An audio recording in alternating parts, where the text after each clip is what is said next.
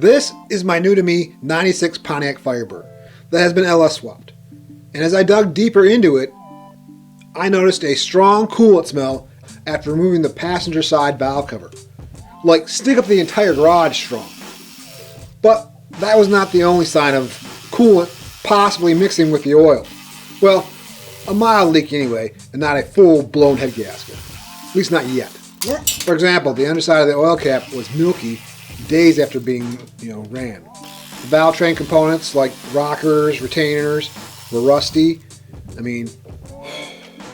Long story short, the car drove fine, but I found inconsistencies with what the seller was telling me about it.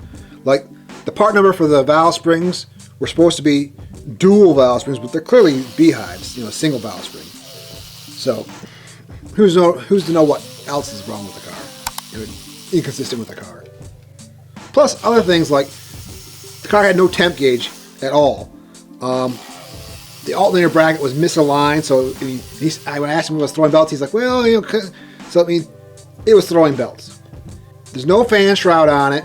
The E-fan's kind of small and cheap, so for all I know, it's been overheated multiple times, and the head gasket could go any minute. Basically, I could drive it until it blows, or I could try and save the engine, which is what I chose to do. Oh, and I almost forgot to mention, another reason I want to do this test, or make this checker, is because early 5.3, 706, and 862 cylinder heads, with I believe the battery casting mark, at least I know the 706 has the casting mark, I'm not sure about the 862s, but I was reading that those heads, the early heads, will sometimes crack by the cylinder head bolt holes. So another reason I want to make this checker or tester and test it for cracks or possible head gasket leak. Okay, so I got that valve cover off the other night and everything looked normal, didn't smell funny, didn't smell all coolanty like the other side, but everything seemed fine as far as I could tell. I couldn't see any noticeable cracks or nothing weird by the head bolts where supposedly these heads cracked. But tonight, for tonight's goal, we're gonna pressure check the heads and block, which I'm gonna do that by using these plates I got over here. Some ICD billet plates.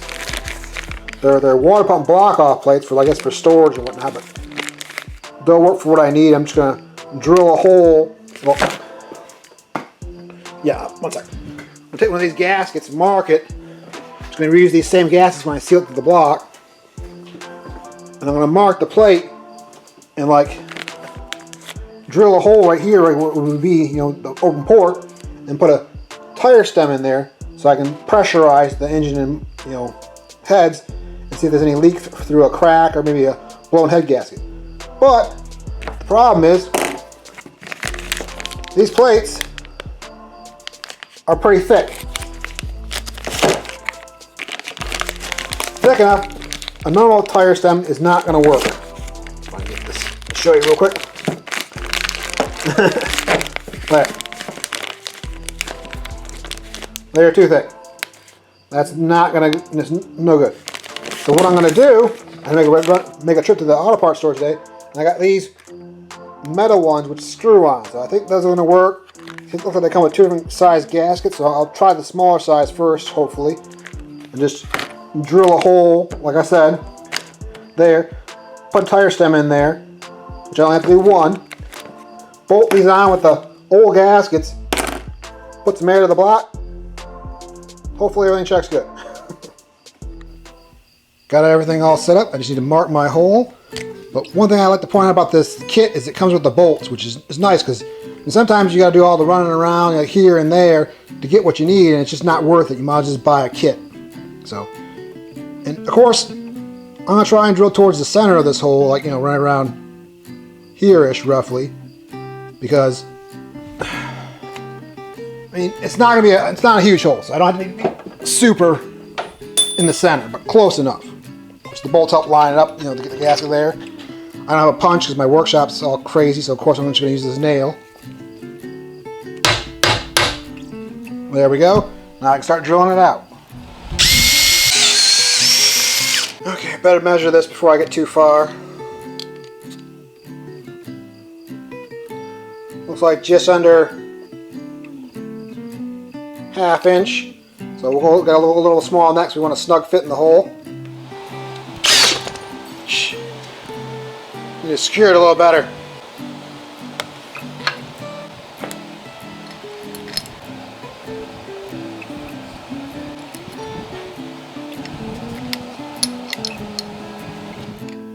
All right. I know again. I should have used the vise. But honestly, I would have preferred if I had my drill press vise, which was, had the flat bottom that I could put a small piece of wood underneath to kind of keep the, the wood from tilting or cocking or whatever. You put something smaller underneath and then clamp it. That's what I would prefer to do. But this is what I got to work with. If I put it in this vise, it's going to end up on the floor. I know from past experience. I just ended up using my meat claw and took my time. Got it done. Take your time. Don't be like me. Use a proper vise. And just like right now, I'm just going to hand deburr it. No big deal. Get those edge lip off there. It doesn't have to be a clean, super clean hole because we're not, threading it or nothing. Although this metal is really nice. It drilled good in the beginning. You saw we got a nice tail off it. So, drill press would have made this much easier. You can see right there where the clamp didn't hold. That's why I drew the second line to clamp inside because I didn't want to put a mark where I needed to seal and put a gouge in there and compromise my seal. So, we're good. Let's get this sucker stem in there and try it out. Mosquitoes, leave me alone. Oh, I suppose I got to show you here real quick how the hole turned out on the plate. Of course, this will be the inside. This is the cleaner side of the plate. A couple marks on this side, so this side will be the facing out, and this is the upper hole. So, very much just the valve. I didn't get quite centered, but it's good enough. We've got plenty of meat all around it, so the gas is going to work out good and such. So, just pops right in there. It's a nice snug fit. Got the size pretty good. No movement, nothing like that. Drop the washer on. Thread the nut on there real good.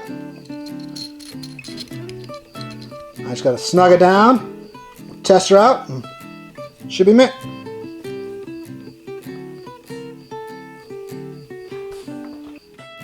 Got to clean up all these chips so I don't track them in the house and get them in the carpet.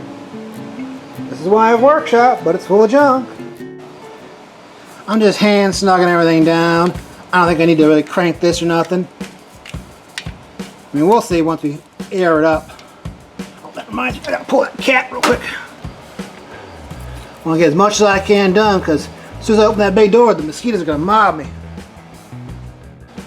All set to try this out, I think. Well, I just ran inside, got a tire gauge so we can check because we don't want to pressurize this too much. Well, technically, when you pressurize a cooling system, it's this what you want to worry about with like plastic tanks, which is aluminum, but just hoses in general and stuff.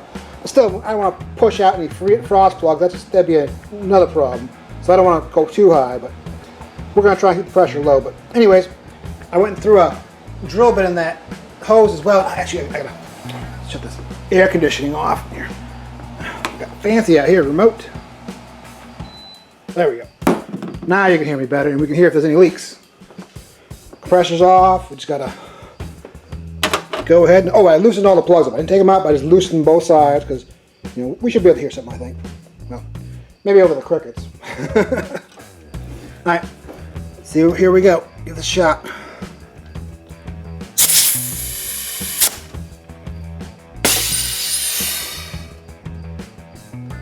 Well, my drill bit is gone, as you can see. So, yeah, let me find another drill bit and I'll put a hose clamp on it or something. But I thought I heard something leaking back here, so. All right, somewhere in the back. Take two. Okay, I got another drill bit on there. Secure with a hose clamp. Hopefully that stays on there. We'll try this again. We're just gonna tap it a little bit of pressure because it started to make noise pretty quick, I think.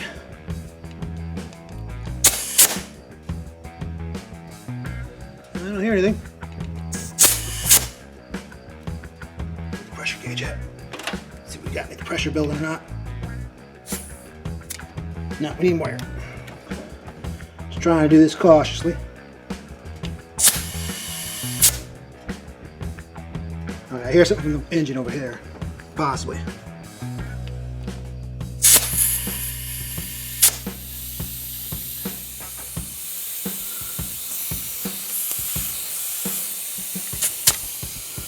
Well, we got some pressure. And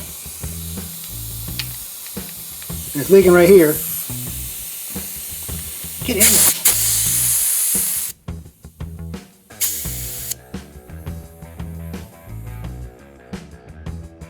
Still pressure. We got pressure. I don't hear it anywhere else. Let's see if that holds. We're at just over 20. All right, I just ran inside to take a quick leak because mosquitoes. And it's been about 5 or so minutes, maybe 7 minutes. Let's see where it's at. It's still holding pressure. All right. Get my tire gauge here, and we will see. Hey, focus. We're still over 20. That's good. That's great news. Now, just to be sure, I think I'm going to back those plugs out all the way. And maybe they're a taper seat plug, not gasketed. But even you back them off, they should be leaking a little out the threads. I mean, air will find a way to leak pretty fast if there's a leak. So I think we're going to be good. Maybe that smelling that coolant was a false positive. I did get a comment when I put me a forum post. Some guy was like, maybe it's just residual burning off, from a past experience. Or, I mean, these LS intakes, I guess they're common. The intake, well, the valley cover will leak water into the engine, which wouldn't be the case right now. No, that would be leaking. So, I don't know, we'll see. Turn the AC back on while I wait, and is that what I think it is? Let's see if I can zoom in on this.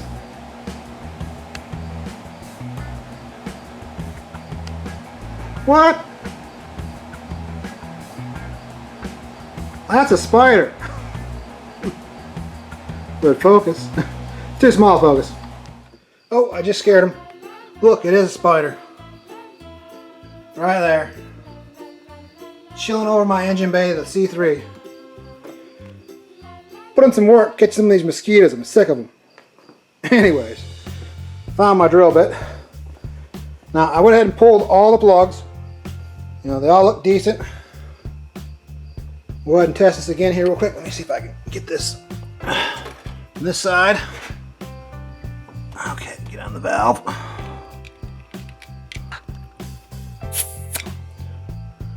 Oh, we're still holding just over 20. So I mean, if it's leaking, it's leaking very slowly. But I think it's more of we're testing it, and that hose is not secure right there. So I'll give it a little bit of leeway because of that hose. But what I want to do, which I'm going to roll on this fucking drill bit.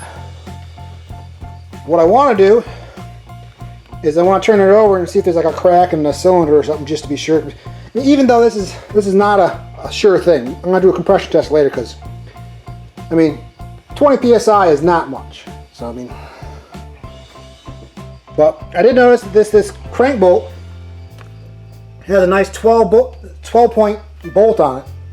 So I'm not sure if that's ARP, but I mean, as far as I know, for the small block Chevy stuff, 12 points ARP. So that's a plus, right there. But we'll turn it over, see if anything starts to leak. Get back on there.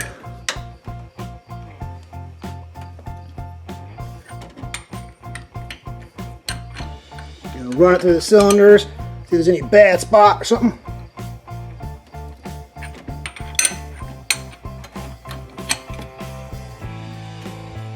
Okay, that should be good. We'll do another quick check here. Another quick check. Whew. I want the AC back on. I'm sweating. Do this right here real quick. Come on. Let me switch hands. That's not gonna work. No, I just hit something on the camera. Stop that. No, I don't want a different mode. Stop it. Okay. Yep, we're still holding above 20. We're good. So I mean, wow, man, that's freaking great. I mean, I am stoked. I was like really bummed out when I found that, when I pulled that valve cover, because I mean, you look right here. I'll show you real quick. I mean, all of these, both of them are all milked out. It's milked out good. Even the other side was. So, I mean, that And the fact that I smelled coolant bad, I mean, it stunk up the garage. It was like not just I think I smelled coolant. It was, wow, that's coolant. I mean, that was just like me going, it still could be blowing head gaskets. Not out of the woods yet. I think I'm gonna do a compression check, but so far I'm gonna sleep good tonight because past this test, it's been 20 or more minutes that's been holding pressure. Maybe in a half hour, I'm slow. So, we'll see. It's been over an hour. I just had a sandwich and chilled out inside for a bit, so go ahead and grab this gauge. We'll check her again, see if it's holding any pressure.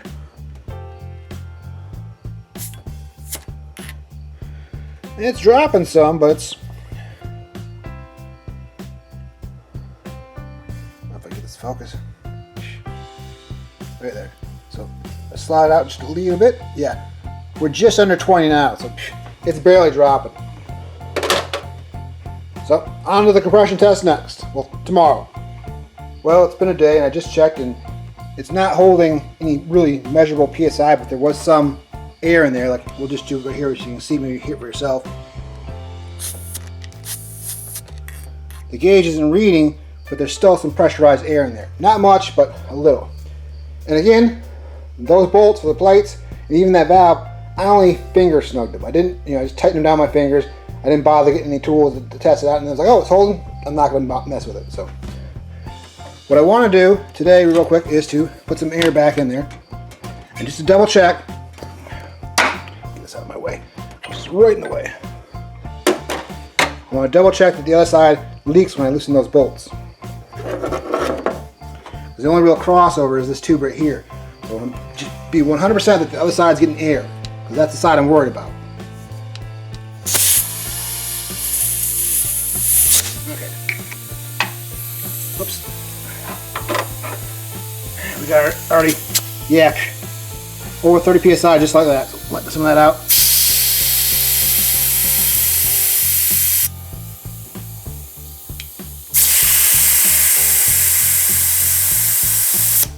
All right, there we go. Stop leaking.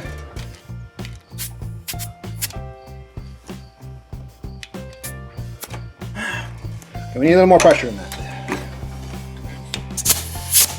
Okay. I know there's air in there, so let's loosen this other side. See if it leaks. There. I did use the socket. I did use the socket.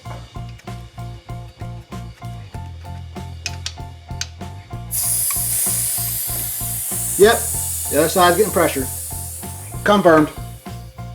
Alright, just for fun, I put a better hose clamp on here. Tighten that because that was still leaking a little bit. We put it at 35 psi. You can see for yourself. Get the focus. 35 psi. Let that sit for a while. I'll check back just for fun. Whew. Just for my walk, about 30 minutes. So last check. I'm calling it good enough for tomorrow because tomorrow I'm going to do a compression test on the cylinders, but for now I just want to see if this is going to hold a little better with those hose clamps. So here we go. See right there, if I get focus. Focus. Just under 35.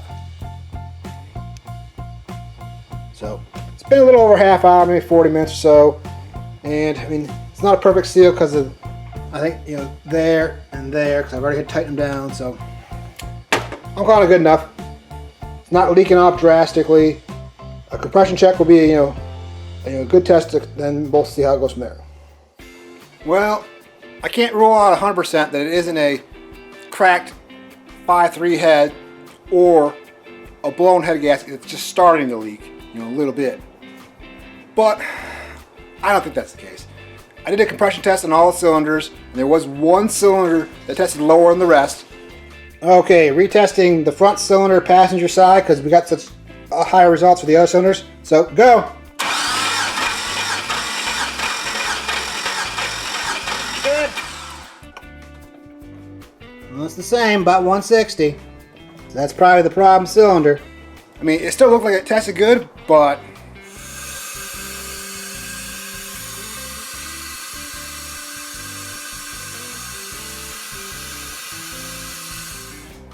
then I did a leak down and that showed me that that cylinder had 50% or greater leak. So I pulled the I pulled the rocker ready to the test. So I'm pretty sure it's the rings on that cylinder. So I don't know if it was broken improper or overheated and something's happening with the rings and pistons or the cylinder wall. Maybe that could be cracked. Don't know. Anyways, I feel it's worth digging in to try and save. Maybe, you know, because it supposedly is a built engine, and at a later point I'll tear it apart. But for now, the plan is this 5.3 I got right here. So I'm gonna try and get that ready, get that going, drop it in, and hopefully I'll have a running car. I mean, I still thought the testing was, you know, the pressure testing was interesting, and you know, now we know. Maybe I'll use it again in the future. So thanks for watching. Hope you found this interesting or helpful. Keep it real.